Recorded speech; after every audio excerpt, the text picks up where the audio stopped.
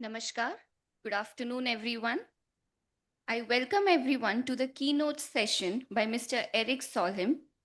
Mr. Solheim is a global leader in environment and development and an experienced peace negotiator.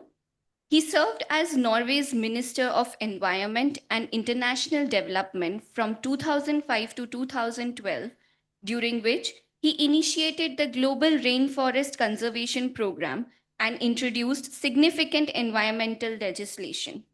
He later chaired the OECD Development Assistance Committee and went on to serve the Under Secretary General of the United Nations and Executive Director of UN Environment. He is currently the president of the Europe Asia Center in Brussels and has received multiple recognitions for his work, including the Chinese Government Friendship Award in 2024, an appreciation letter from Indian Prime Minister Mr. Narendra Modi, and Hero of the Environment by Time magazine, to name a few. With a huge round of applause, I invite Mr. Solheim to deliver the keynote address. Over to you, sir. Thank you so much for this kind introduction, and namaskar. Very good afternoon to everyone in Kerala. I'm so sorry I cannot be with you. I have very good memories from the state of Kerala. When I was in the UN, we gave the Champions of the Earth Award to the Kochi airport as the first all-solar airport in the entire world, which was a massive achievement at the time. Now many have taken up solar, but at that time was not so many. So these people were really pioneers in the implementation of solar energy. And last year I went to Thiruvananthapuram to see the new port which the Adani Group is constructing there, which I think will be a very important hub for sea transport to India, but located in Kerala. And I just noticed that Kerala now is the first Indian state which has completely abolished extreme poverty. That's a massive achievement, and I hope all other Indian states will follow that example. Kerala, of course, also is the one state of India which is 100% literate, which is another great achievement. So just to speak very kindly about Kerala, I want to be with you and hope to come next time. Look, I will speak about Indian leadership in the green transformation because I believe that is the most important issue over time. If we don't change our ways, the planet will be in trouble. And if the planet is in trouble, we will be in trouble. Indeed, the planet will do very well without humans, so that's not the issue. The issue is us. We cannot do without the planet, so we need to take much better care of Mother Earth. And there are now a lot of good news.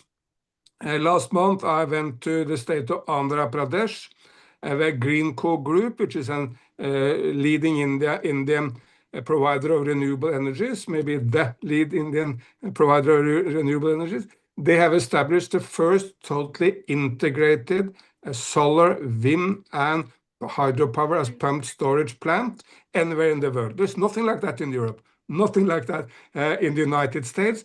Only in China and in India you can find anything like this. And it's big. It's not a small pilot project. Altogether, it's 6.5 gigawatt of renewable energy. How much is that? Well, for example, it is as much as the entire grid in Nigeria, which is the largest nation in Africa. Another comparison, it is twice as much as all hydropower in Nepal. And as you know, Nepal is a major producer of hydropower with a lot of waterfalls. So this is big, and Greenco in the next years will make similar pump storage facilities in Karnataka, in Madhya Pradesh. They plan to do it in UP and in Rajasthan. And Adani Group is doing similar. So there will be India will really move to the center of global attention on this issue. Another example, also very recently, I was in Tamil Nadu, and along the coast from Chennai, down to Rameshwaram, which Rameshwaram is the point in India where you can watch Sri Lanka. You can if it's a good weather day, you can see Sri Lanka from Rameshwaram. But along this coastal strip, which of course is indeed very beautiful, like in Kerala, very beautiful, they will set up 7 natural reserves. There will be a natural reserve to take good care of the dugong, which is a sea mammal, a turtle national reserve, a huge mangrove forest, an international observatory for birds, and a lot more. And of course, the Tamil Nadu they do this because they want to take care of Mother Earth, but they also do it because they believe that it will bring tourists to the state. So it's the double idea of going green and growing prosperous. There's no contradiction between economy and ecology. We can do the same at the same time, exactly as they do in Andhra Pradesh. Moving on to Gujarat, which is the lead state in India when it comes to renewables. They have an ambition of 100 gigawatt of renewables by 2030. That again is massive.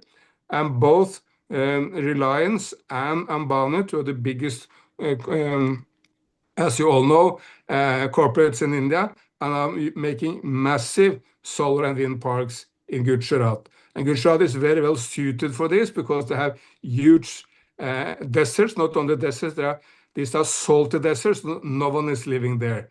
You cannot put up such a huge solar plant anywhere in the state of Kerala, simply because there are too many people around and too much agriculture going on. But in Gujarat, you can do it because they have huge empty spaces. I can continue. State of Madhya Pradesh just recently declared itself the tiger state of India. Well, tiger population in India has doubled in the last decades, thanks to good conservation efforts. Same, by the way, has happened in Nepal. So while tigers are still far too low, it's coming up. And no, that's difficult because tiger is a dangerous animal, and you will obviously have people to nature or people to animal conflicts, so it's unavoidable. But this must be handled in a very responsible way, which India is actually doing. And again, Madhya Pradesh is doing this because they want to protect tigers, but they also do it because they believe it's a huge draw for tourists to Andhra Pradesh, not to Madhya Pradesh. And in Madhya Pradesh, you also have Indore, which has the nickname of the cleanest city in India, is absolutely clean. There's nothing in the streets there, not a paper, no nothing. And all the wet waste is used to fuel the city buses. So it showcased that Indore is not a small city, there's 3 million people living there. From any global comparison, it's a big city.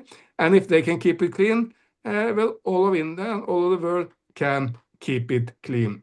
So these are a number of examples of all the very important work which is now happening all around India or Bharat. Look, while you meet in Kerala, I'm in Shanghai. The climate conference is happening in Belém in Brazil. And there is a lot of pessimism there because the diplomacy is not bringing that much. But what many delegates in Belém don't understand is that it's not the diplomacy which will make the change. There will never be a global decision to phase out all coal or all oil.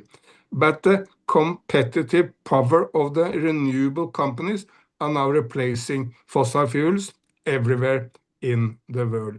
So 2 major shifts are happening globally. While 10 years ago, Europe in particular was in the lead when it comes to the green transition, now the global south is in the lead. China and India is in the lead, not any longer Europe. And diplomats are not so much in the lead, it's business which is in the lead, because business sees opportunities to make money. Yes, profits, people may not like profits, but if you can make profit of going green, it will make the transition happening much faster. So these 2 massive global shifts from Europe and America to the global south and from diplomacy to business are reasons to be very optimistic. I've spoken a lot about India, but look, China, just in May month this year, China added 93 gigawatt of solar energy to its grid. Well, that's more than any nation in the entire world, except China itself and the United States, has added in its lifetime. It's approximately as much as India has constructed up to now. So this is absolutely massive. And China is now making more money selling renewable technology to the world and renewable energy to the world than the United States of America is making selling oil and gas to the world. So we see a massive shift again from the global north to the global south and from fossil fuels into renewables. Look, India have a number of very strong points which I like to mention, which will make India a global leader in renewables in the years to come. First, it has a very, very strong leadership. I mean, I'm of course very well aware that very few people in Kerala are voting for BJP and Prime Minister Modi. People in Kerala tend to vote for the CPM or the Congress. But at the center, the Prime Minister is driving the green agenda every day. I listen to him very often because I speak at conferences where he is the main speaker and I'm one of the other speakers. And he very rarely speaks about global climate talks. He doesn't speak that much about emissions either. What he speaks about is that India can become a prosperous country, can achieve Viksit Bharat by 2047, but we can do it by going green. There's no longer a choice between economy and ecology. India can do both. It can make every Indian part of the Indian middle class by doing it by going green. And very interestingly, on this issue, there is no political dispute in India. Well, both Congress and CPM are opposed to BJP and Prime Minister Modi, but they're never opposing on environment. There are any number of other issues where there are political debate. They may not want too much power to the center, or they don't want the culture agenda or the Hindutva agenda of the Prime Minister, or they're opposing on different other issues, but never on the environment, where India is one. And you don't see any climate deniers either in India. I haven't seen any Bollywood star or cricket player who denied climate change. So India is united and strong with a very strong driving center on the environment. Secondly, India has a huge, vibrant business with many companies, Tata, Reliance, Adani, Greenko, Renew, all this, which are going green. And of course, they are implementing it and scaling it and innovating. Politicians cannot do that, only business can do that. But that makes a very, very strong combination. And lastly, India has a huge market. You can produce something in Kerala, and you can sell it on Arunachal Pradesh at the Chinese border. Well, that's a very, very long distance. It's like the distance from our home country, Norway, to Africa. It's across a continent. But India has one grid, one political system, one federal state, while there are many, many different languages and different religious ideas in India, still it's a very, very strong sense of nationality, which makes it a strong market. Africa, look, is 54 nations. It's very little trade between these nations, and even Europe struggled to make a market in the way India does. So this combination of a strong center and agreement on environment issues by all political parties, very vibrant business sector, and a big market, that makes India a leader for the 21st century. And of course, adding to all this, there are lots of young people, lots of startups, lots of civil society groups, all driving the green agenda. I get any number of requests from startups who want me to support them. I cannot support all of these.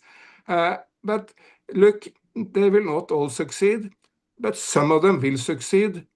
Adani was started by one person who lived in absolute poverty in Ahmedabad and then started this big company. Apple was started by Steve Jobs over in California. Well, even the biggest companies of the world at one point were startups. So this vibrancy, this dynamism of young Indians will have a major impact in the 21st century. Finally, for the green revolution really to take off, India have issues to resolve. It will be good to reduce the red tape. There's still too much bureaucracy. People don't want to run around to all number of government agencies if they want to invest. So there must be a more easy support for regulation. And there must be a constant dialogue with people, because if people are not on board, we will not be able to make big changes. Solar panels demand space, wind farms demand space, and even if you go for the smaller pieces like electric cars, electric vehicles, all this, well, you need people to be in line with you, otherwise you cannot do it. So that constant dialogue with people, reducing red tape, are key factors to take the revolution even forward. At the border between Telangana and Tamil Nadu, there is a company called Ola. Of course, you all know Ola because it's the Uber of India, or the car sharing company of India, but they're also making electric scooters. They have a wonderful factory there in Tamil Nadu. All staff are girls, young, small Tamil girls, making wonderful, beautiful electric scooters. But they have a fantastic slogan. They say, Tesla for the West, Ola for the rest, meaning that Ola can capture global markets with wonderful products made in Bharat. And that spirit is what will change the world. Yes, India for the last 100 or 200 years have been largely a very poor place with not so big international importance, because the world was dominated first by the colonial powers and then by the United States. But now India is rising to become, besides the United States and China, the most important power in the world. And it will be a green power, and it will be a much more prosperous power. So I can just tell all young people in India, while there are many difficulties still, the prospects for the future of India are very, very positive. Thank you so much. Thank you, sir, for this insightful session. We really look forward to hosting you here at campus for any opportunity that comes up in the future. And with this, I close this session of Keynote by Mr. Erik Solheim. Thank you so much, sir.